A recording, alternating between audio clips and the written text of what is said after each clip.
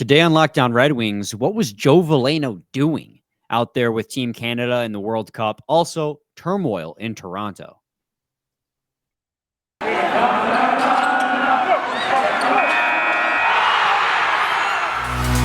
You're Locked On Red Wings, your daily podcast on the Detroit Red Wings. Part of the Locked On Podcast Network, your team every day.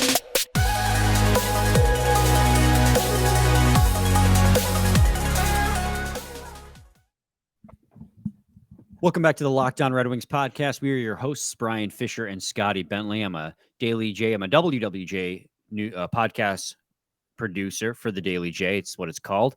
I got that one backwards.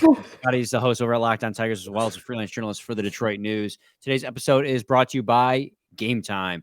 Create an account and use code LOCKEDONNHL for $20 off your first purchase when you use the Gametime app. And today, Scotty, we got two topics of conversation that we're going to talk about. That's four. Well, two in one hand, two in the other. We're not combining them. They're just two separate individual twos. They're very individual twos. Yes. Doing their own thing. So today's topic is going to be, first and foremost, keeping it Red Wings related. What the hell was Joe Veleno thinking with that stomp he did on Nino Niederreiter's leg for Team Switzerland? Back on like Thursday or Friday, as when I started seeing it circulate on Twitter. Ended up getting a 5-game suspension for that play. And then we're also going to talk about the firing of Kyle Dubas in Toronto and how there's going to be a major shakeup on that roster, and how if Steve Yzerman was smart, he'd be picking up the phone and calling Brendan Shanahan. So those are two topics today. We're going to lead off with the Joe Veleno stuff. And I mean, the start of this conversation is pretty simple, Scotty. The question is, what the hell was Joe Veleno thinking? Fantastic question that I think if I had to try and answer that, which like obviously neither of us are Joe Veleno and have not spoken to Joe Veleno because he has spoken to nobody about the incident. There you go. Got there eventually. Monday. It's Monday. I think my answer would be he wasn't. That's inexcusable, really is the word. Like you absolutely cannot do that. That is absolutely not. There's no reality. There's no way to interpret it. There's no angle to look at that's different. There's no matter how you slice it, there is no way that you can watch that video and be like, oh yeah, like we can find a way to make this excusable. There is none. So I think that my answer to that question would be he wasn't. If he was, that's I don't know. I don't even want to like go down the rabbit hole of like trying to get into his head and what he was going through in that situation. That's something he can only answer. But I mean, pretty brutal and like awful thing to watch over the weekend.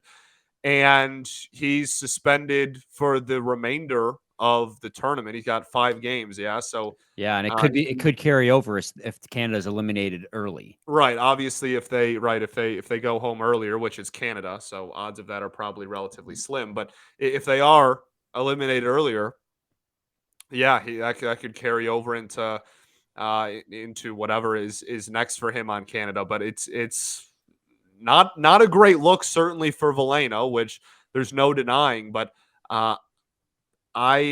you can't honestly. I was shocked it wasn't even a little bit more. I thought 5 games was even. I don't want to say light, but I was expecting more. And there's no way you can say that what he got isn't very deserved. Yeah, it's a really interesting situation because my first reaction when I heard that he had done that was, what? Joe Veleno did what? Because it's so out of character for him. Like so out of character because he's never shown to be like a goon type or like to have that, and like, unless I'm misremembering, but he's never shown to be short-tempered and make ill decisions like that in the past. And it had me watching the replay over and over and over again, trying to figure out if maybe the stomp wasn't the intent. It was just like a accidental result. Like I was trying to rationalize it as a Red Wings fan. Like, is there a way? Is there a pathway where this was not what he was trying to do? Was he trying to get his foot in front of Niederreiter to get like, a better position on in the puck battle? Like, those are things that I was going through. And after watching it umpteenth million of times, I couldn't do that because it looked fully intentional.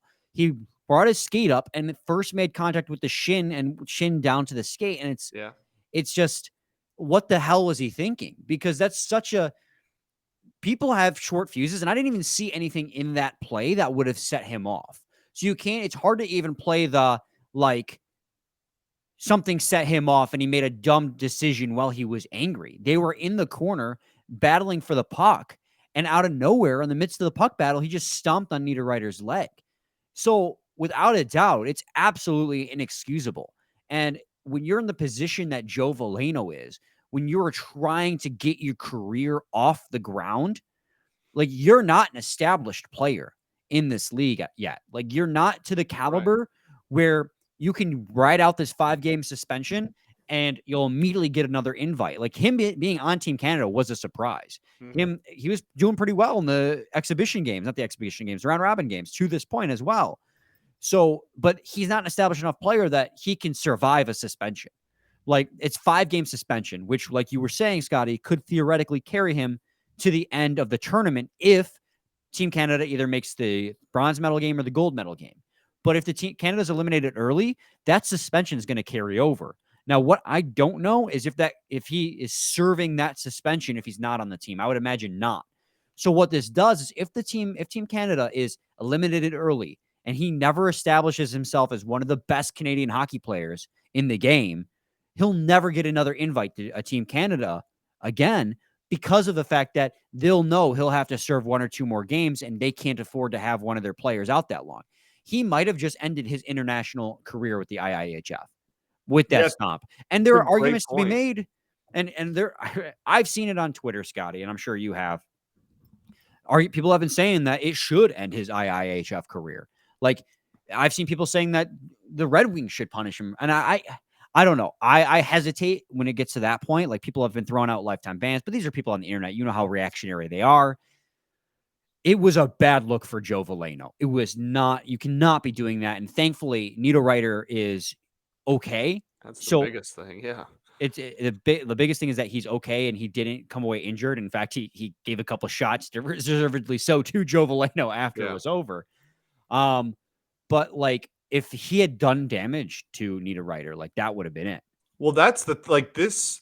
Yeah, if he's hurt, this is an even more sour conversation. Like, this is even a more difficult conversation to have if we're talking about him doing that and then resulting in a like massive injury or something like that. So thankfully, that's not the case, just for the health of everybody. But yeah, like, it's really impossible to just like look the other way or be like, oh, no big deal or whatnot, right? Like, I don't know. The hits are argued all the time, and there's stuff that's argued all the time in hockey about, like, oh, like, intention, dirty or clean, whatever. Like, this is one that didn't even happen on the Red Wings watch, and we're spending an entire segment talking about it. Like, it's impossible to just look the other way and just not bring it up. You know what I mean? Like, that's how egregious it was. Like, it's the thing, though, that impresses me about the situation is if this were, and I fully unironically believe this, if this had happened in the NHL, I don't even know if he would have gotten suspended, because the NHL is so, like, they base their punishments on what happens to the player. Yeah. If the player's hurt, then they'll do a suspension. With Niederreiter not being hurt, like, would he have gotten more than the maximum allowable fine under the CBA, $5,000? Like, 5 games is, especially in a tournament where you don't play a lot of games, is a heavy fine. So I respect the hell out of the IIHF as corrupt as the IIHF is. Like, they've got a ton of, for sure, they have a ton of issues. It's all political at the top and how everything works out with them, but they take their player safety seriously. So I respect the hell out of them bringing the hammer down to Veleno. And I'm with you that I'm surprised it was that much. Like, I'm surprised it wasn't like 10 games or something like that. Well, because that's because they don't care about you're good. I was just going to finish up with saying they don't care about whether or not a player gets injured. They care about the intent behind the play and the danger of the play. Right. And so my thought was, if they were to give him 10, then the conversation you have had earlier would have been not even a maybe, it would have been true. His international career in that tourney would have been 100% over if he would have gotten. I think honestly, putting it at 5 is like right on the right, like the cusp, because if Canada continues to advance and goes deep into this, that could only be like this tournament or maybe one game left over or whatever. So I think if he would have gotten more than 5, I mean, genuinely, it probably would have spelled the end, barring, obviously a massive uptick in production from him at the NHL level or whatnot. But yeah, man, like frustrating to see like somebody that, again, as you said, has like no history of that kind of stuff, at least to our knowledge. I don't recall a history of like dirty or like malicious intent plays like that, but that one's like impossible to deny. There's no like, oh, he could have been doing this or could have been doing this. Like it's pretty as blatant as it gets, unfortunately. Absolutely. We're going to take a quick break, and when we come back, I have one more comment on Joe Veleno. Then we're going to talk about the Toronto Maple Leafs situation. But first, I got to talk to you guys today about the Gametime app. If you're tired of using other services that sell tickets, and you're tired of all the fees and the runaround that they have and the kajabillion different ways you got to go to send the tickets to your friend, it's a pain in the butt to get all that done. You got to check out Gametime. Gametime is the place for last-minute ticket deals. Forget planning months in advance. Gametime has deals on tickets right up to the day of the event. Get exclusive flash deals on tickets for football, basketball, baseball, concerts, comedy, theater, etc., etc. They got everything, guys. The Gametime guarantee means you'll always get the best price if you find tickets in the same section and row for less. Gametime will credit you 110% of the difference. That's more than 100%, guys. At least to my knowledge. I think 110 is bigger than 100. It's the fastest growing ticketing app in the country for a reason. Get images of your seat before you buy so you know exactly what to expect when you arrive. And you buy those tickets in a matter of seconds, 2 taps, and you're set. And they're sent directly to your phone so you never have to dig through your email. Snag those tickets without the stress using Gametime. Download the app, create an account, and use code LOCKEDONNHL for $20 off your first purchase. Terms apply. Again, create an account, redeem code LOCKEDONNHL for $20 off. Download Gametime today. Last minute tickets, lowest price, guaranteed. Segment 2, Locked On Red Wings podcast. Scotty and I are talking about the Joe Veleno situation. The thing I want to end on with Joe Veleno is kind of a more optimistic note regarding it, because I'm seeing a ton of knee-jerk reaction online. And to an extent, I understand it, but people calling like for lifetime bans from international play. Some people even saying like the Red Wings should consider cutting him altogether. I hesitate to go that far. He is a young kid who made an egregiously stupid, inexcusable mistake. But as we have both stated to this point, he doesn't have a history of this kind of behavior. He's not a dirty player. He made a dirty play. That they're not synonymous. He's a young player who made a really dumb, dirty mistake. But that does not immediately make him a dirty player.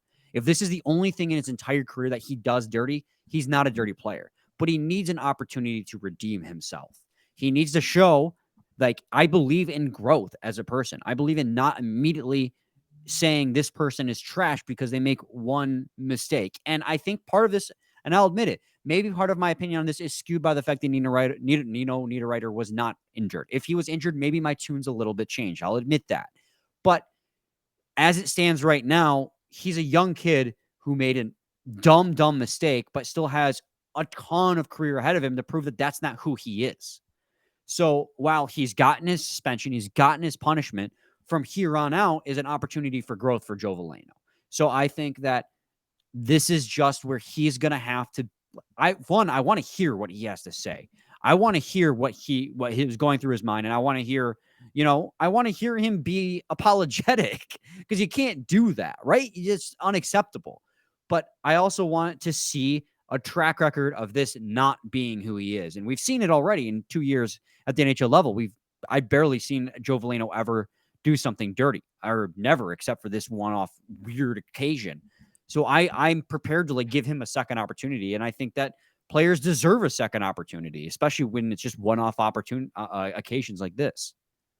Yeah, for sure. I think that the biggest thing in there, my point was going to be that I just want to hear him speak. Yeah. I just want to hear from Veleno and hear either an apology or like a "I messed up" type of quote, or just like talk about what you were thinking, like what could have possibly been going through your mind there, because everyone knows that is around the game of hockey or not. You watch that clip, there's nobody walking away from that going like, "Oh yeah, like that's probably allowed in this sport." Like, you wear knives on your feet, right? Yeah, like you can't use the blade as a weapon, man. So yeah, just not not not great. I know we've said that a lot already, but the biggest thing is just I want to hear from him. That's really all that I'm looking for next. Is I want some I want him to face the music and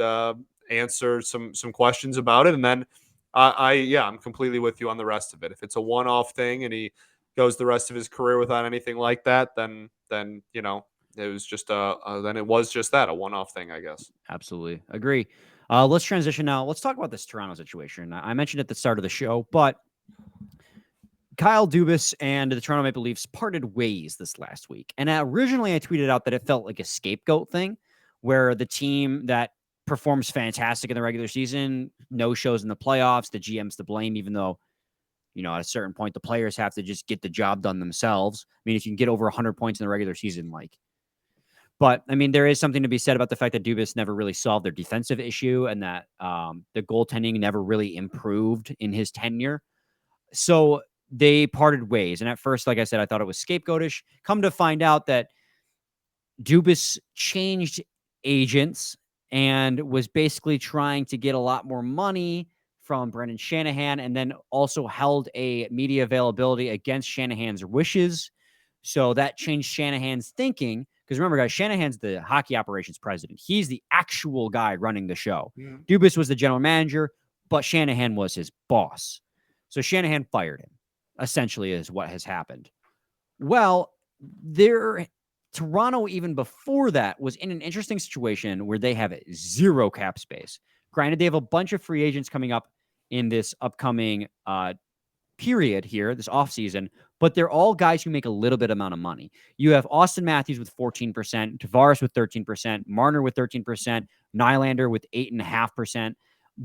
Of the cap eaten up amongst those four, not counting the 9% that Morgan Riley and 6% that TJ Brody have on the defensive side of things.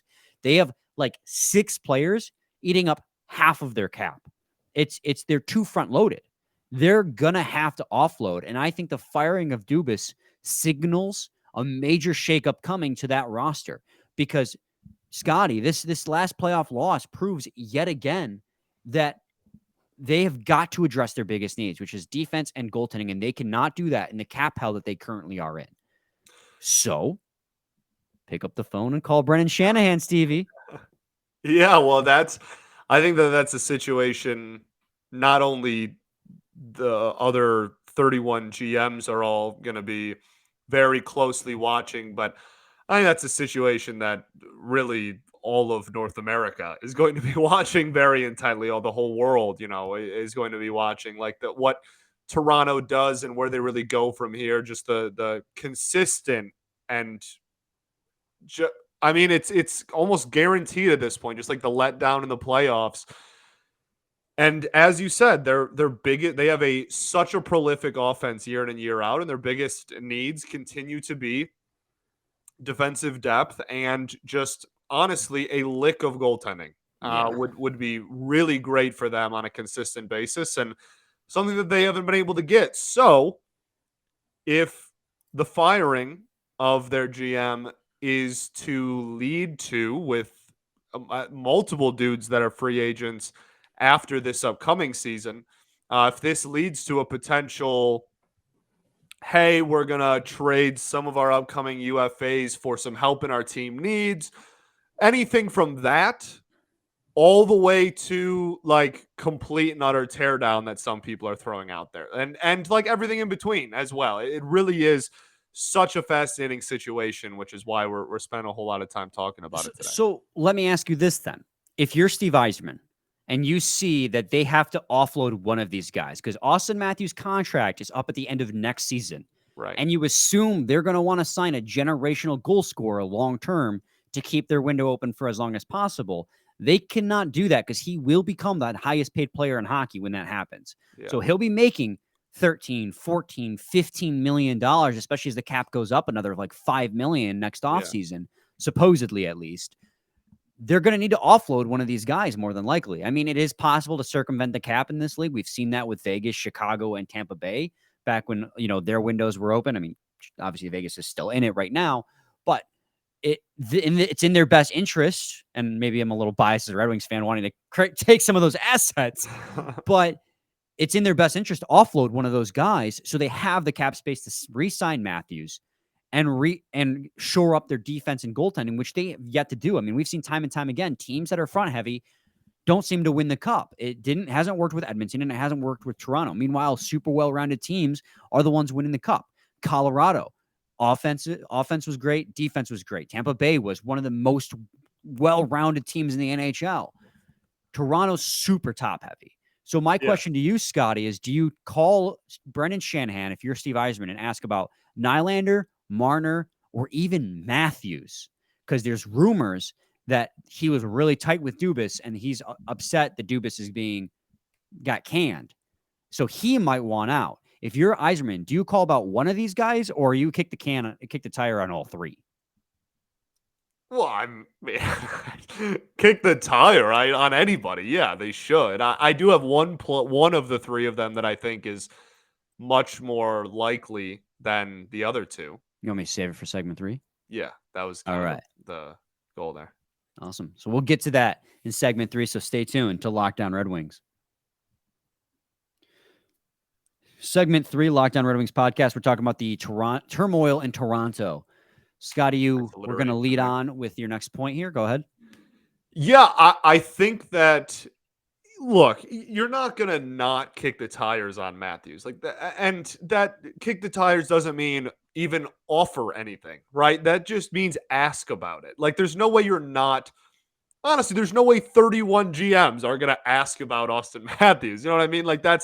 That would be a league-changing, league-altering type of move, wherever he would end up. So, and I honestly, I think that they're just going to pony up and give him the money and that he's going to end up staying there. But you're going to kick the tires on him. I think the one that is the most enticing, just for the sake of possibility-ness, because that's a word, I think the one that everybody is going to look at, just because I think that it is possible for Toronto to trade him, get the assets they want in return, and still field a long-term competitive roster, is Nylander. Just because he's a UFA after next season, right? So, he has 1 year under contract left in Toronto. If they don't move him, they are going to have to find a way to then pay him and Auston Matthews in the same offseason, which is an unbelievable, next to impossible ask, unless obviously they go and they trade Marner this season, and then honestly probably someone else as well. Their cap situation is just so tricky. So it's going to have to be one of them. If you trade Marner, you're getting rid of almost 11 mil the next 2 years? Yeah, he's making about 11 mil the next 2 years. The problem with all three of these guys is they all have, so Nylander has a modified no trade clause for next year. Nylander's Matthews at 7. He's going to, and he just had a 40-goal season. Yes. You're not just getting him back for the same cap that you're already back against the wall, and you're going to have to pay him more. You're going to have to give him more money and give a raise to Auston Matthews, who's already making 11.6.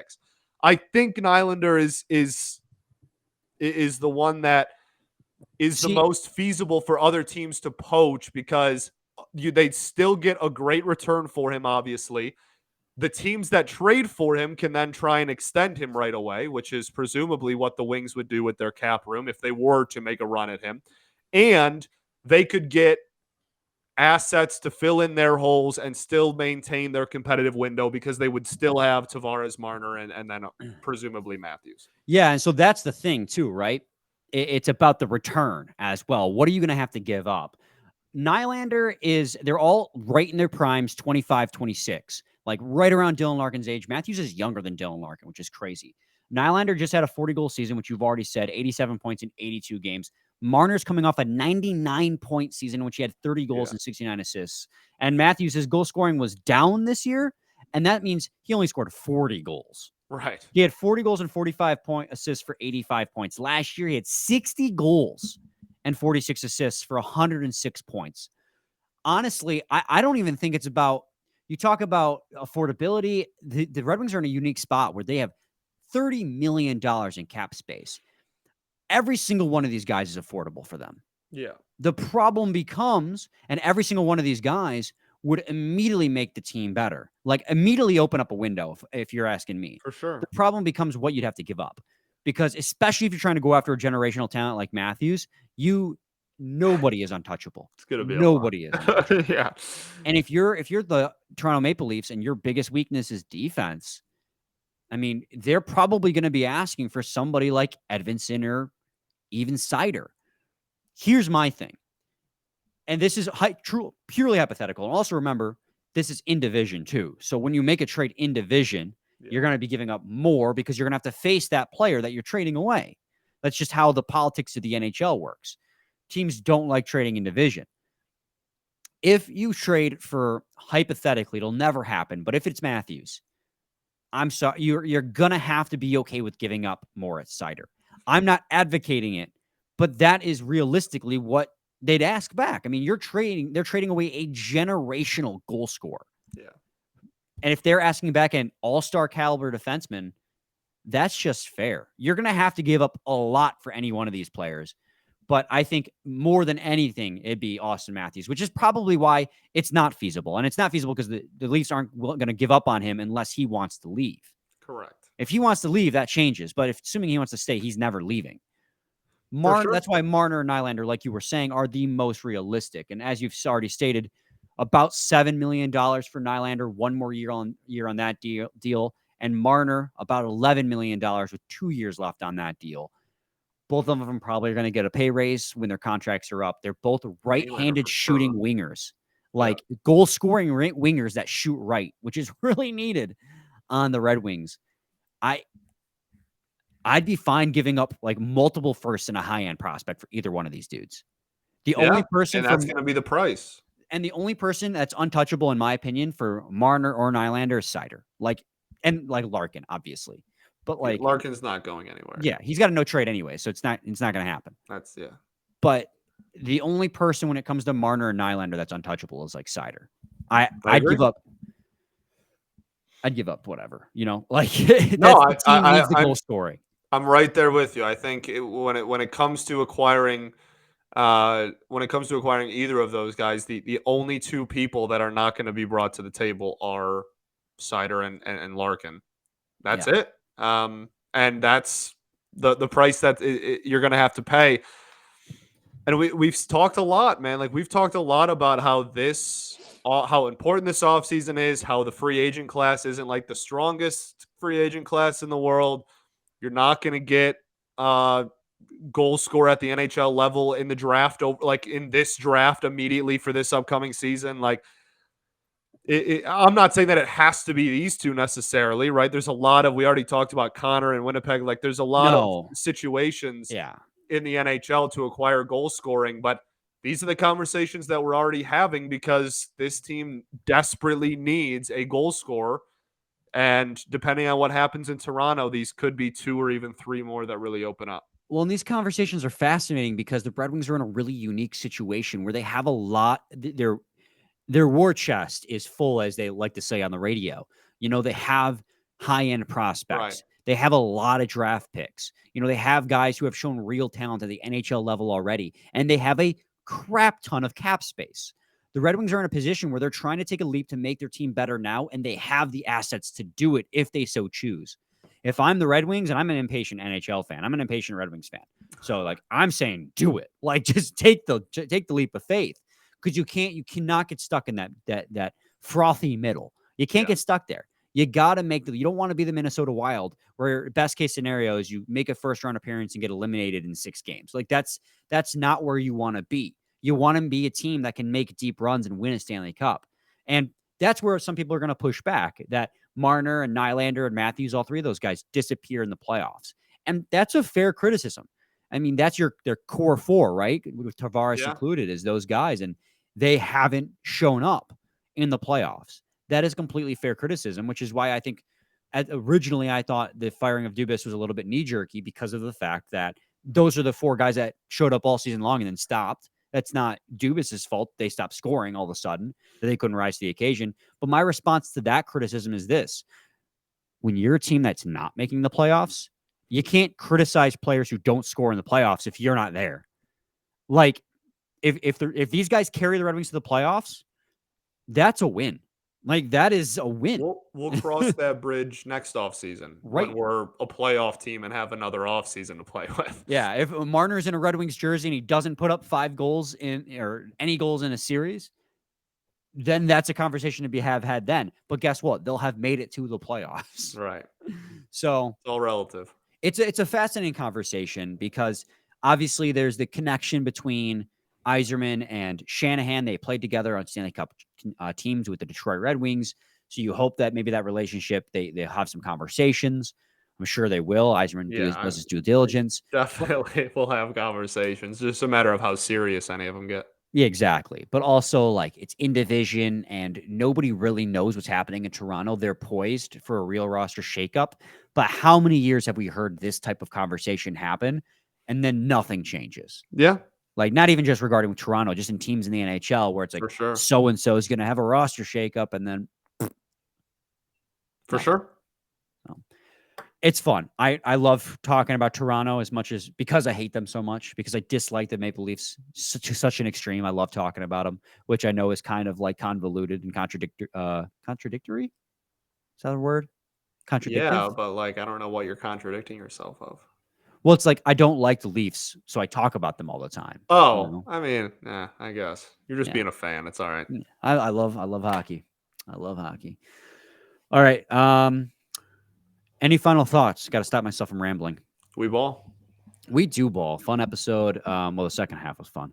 Yeah. First half was like 15 minutes of fun, 15 minutes of not fun. Yeah. We'll be back with a new episode tomorrow, so stay tuned for that. Same time, same place. Your team every day.